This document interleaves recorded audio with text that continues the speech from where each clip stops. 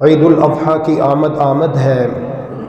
عید قربان کے لیے مسلمان بڑے ہی شوق، جذبے اور ولولے کے ساتھ جانور خرید رہے ہیں، بیچ رہے ہیں، جانور کی خرید و فروخت میں مصروف ہیں۔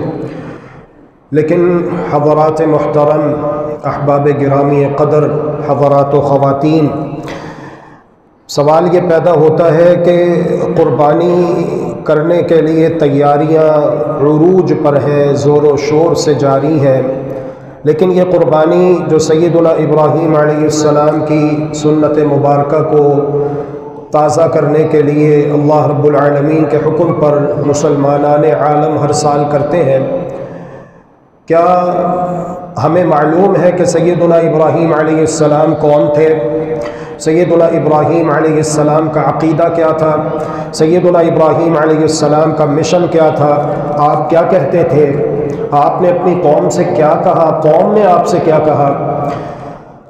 ان تمام باتوں کا ادراک، علم اور معرفت ہر مسلمان کے لیے ضروری ہے، کیونکہ یہ جو عبادات ہیں، نماز، زکوٰۃ، روزہ، قربانی، یہ ہمیں شعوری طور پر کرنی چاہیے، نہ کہ رسمی طور پر کہ رمضان آیا روزے رکھ لو، اذان ہوئی نماز پڑھ لو، حج کا موسم آیا حج کرنے کے لیے چلے جاؤ۔ نہیں، یہ دیکھنا چاہیے کہ جو یہ عبادات ہیں ان کے مقاصد کیا ہیں۔ اللہ ذو الجلال والاکرام نے جو ہمیں حکم دیا کہ تم نماز پڑھو، روزہ رکھو، قربانی کرو، تو کیوں؟ مقصد کیا ہے؟ حکمت کیا ہے؟ اسے پہچاننا چاہیے، اس کی معرفت ہونی چاہیے اور اس کے تقاضے پورے کرنے چاہیے۔